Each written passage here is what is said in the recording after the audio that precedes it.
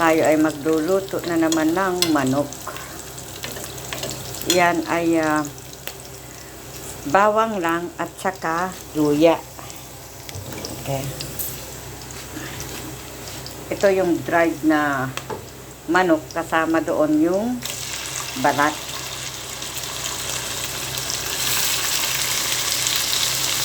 Okay. Sa kusina ni Mami Kim sa Kuwait. Okay. Inisa-isa ko kasi baka masama yung hotdog kasi lagyan ko ng sausage. Yung cute na sausage ba? Kaya ito na naman tayo. Magluluto na naman tayo. Sinipag na naman si Mami Kim na magluto. Hindi muna ako nag-live. Ito muna ang gagawin ko. Magluluto muna kasi ako. Para sa ganon, hindi na ako magluto bukas. Ito ay experiment ni Mami Kim. Mahilig ako sa experiment sa mga luto-luto. Ako lang ang gumagawa na ang book ko lang, yung lalamunan ko, yung bituka ko. Yun ang cooking book ko. Kung ano yung gusto ng lalamunan ko, yun ang lulutuin ko. Kasi, masarap kasi pagkagaling sa, mismo sa bituka mo yung gusto mong lutuin. Napakasarap nun. Skitay. Okay. Ngayon, hahalo-haluin natin. Takasan natin yung, apoy. Ganyan lang yan.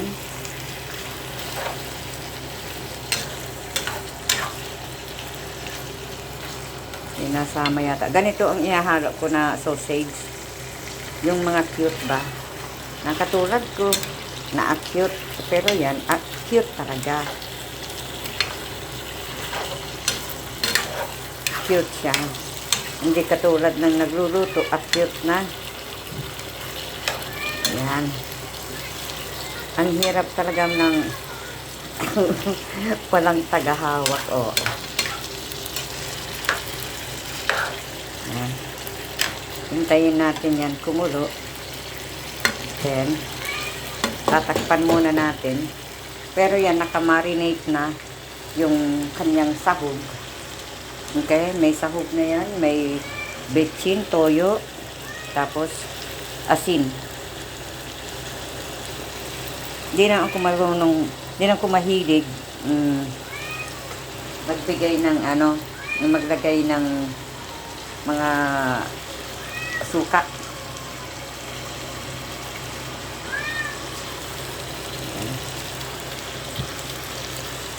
Panoorin natin. Ayan. Hindi pa Ito, magiging, ang labas nito, magiging siya, dried. Kasi minarinate ko ng para sa ganon, mag-melt talaga yung mga ingredients niya. Yan ang ingredients niya. Diba? Yan. Hop, hop, hop, hop. La.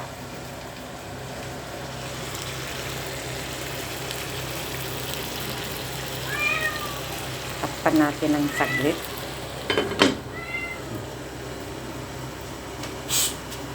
Now,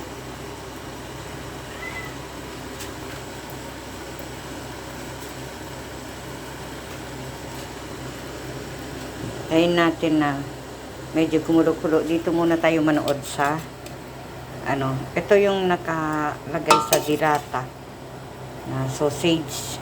Ayan. Cute na sausage. Cute na sausage yan. Cute. Pero yung nagluluto, cute na. Kaya, wala nang binatbat sa mundo.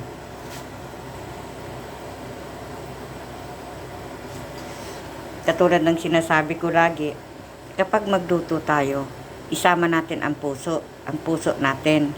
Okay?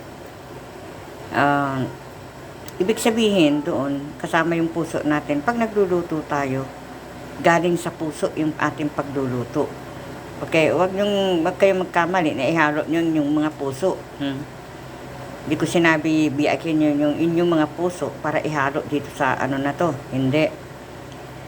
Sabi ko, kasama ang puso, pagmamahal, ganyan.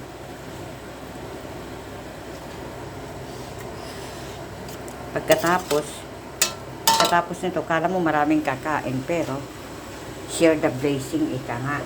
Nagbibigay ako sa mga border ko. Hindi ko pwede kakain lang ng hindi ako magbibigay sa mga border ko. Talagang magbibigay ako.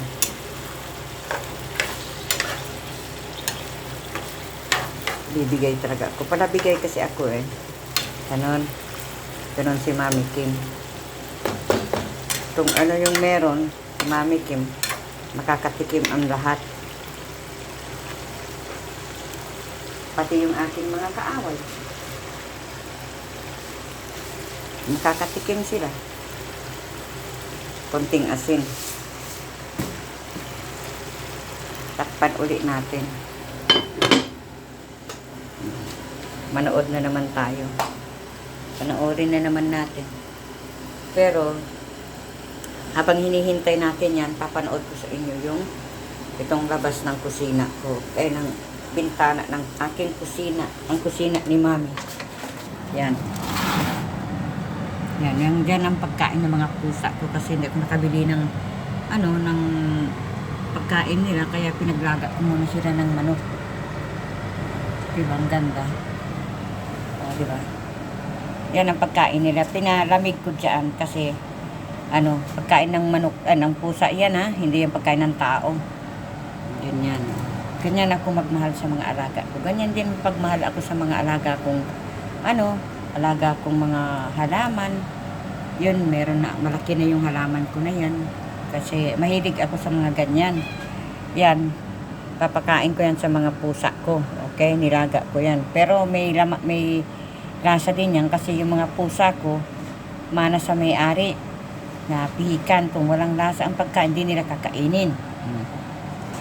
Ito naman, pagka yung may sakit yung mga pusa ko, ito yung damo. Damo ba yan sa Pilipinas? Ninakaw ko yan sa sa bakuran ng aking mga kliyente. Nakakita ako niyan. Hindi ninakaw ko, nagnakaw ako niyan. Tapos yan, meron din ako niyan, yung matinik siya, pero maganda ang bulaklak, ninakaw ko rin yan. Okay? Pati yan, ninakaw ko rin yan. Pero ngayon, yung mga ninakaw ko na halaman, okay na. Ayan, hindi ko yung ninakaw. Binili ko yung na yan sa bakala, dyan sa store. Tapos, tinanim ko, nabuhay naman. Lemongrass yan. Separate yung pagkain ng tao, separate ang pagkain ng mga pusa. Malinis yan ha. Dahil nilinis ko rin yan. Akala nyo ba yung mga pusa ko? Kakain ng ganun-ganun lang? Hindi. Bod pa yan ate, naku, Diyos ko. Pag walang lasa, may betching din yan, may toyo din yan. Patulad ng may-ari, may toyo. O, diba? Ang ganda ng kapaligiran, diba? O, saan pa kayo? So, i-check natin ngayon yung ating niluluto.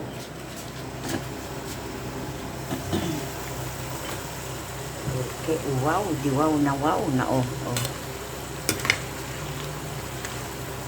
wow.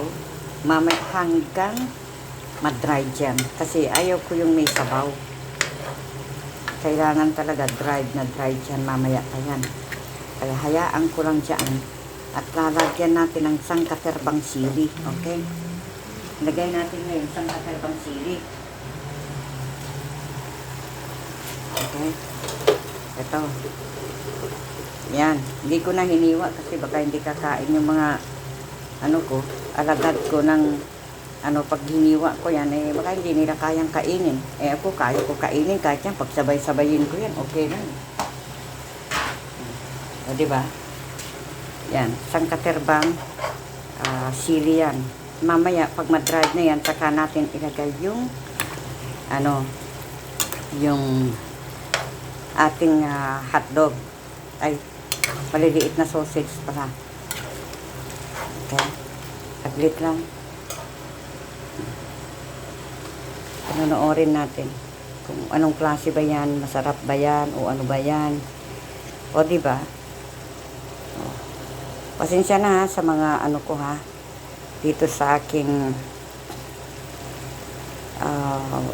niluluto, at saka yung mga kaldero ko, wag nang anuhin yan. Ignore nyo lang yan. Tapos pag ako kakain, isang katerba rin kinakain ko, kaya yung kanin ko yan. O, diba?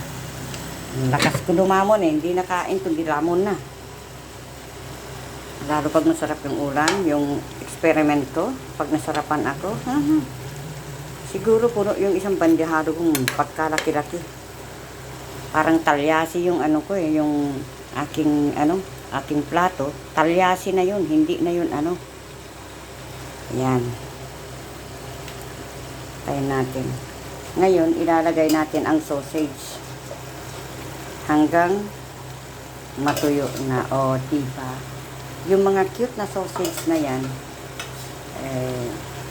talagang ganyan. Chicken sausage yan. Kaya nihalo ko sa sa manok. O, diba? Masarap ba? O ano? Ano sa tingin nyo dyan? Masarap ano? Ngayon ay tatakpan na natin at patutuyuin muna natin. Pagka nag-crack-crack na yan, sasabihin yan, luto na ako. Hahanguin ko na yan. Konting takip muna bago natin. Ayan. O, diba? Sinong gustong gumaya dyan? Gayahin nyo ako. Experiment ni Mami Kim Tanser. Okay? Okay. Yan. Okay. Maraming salamat sa mga manonood. Babus!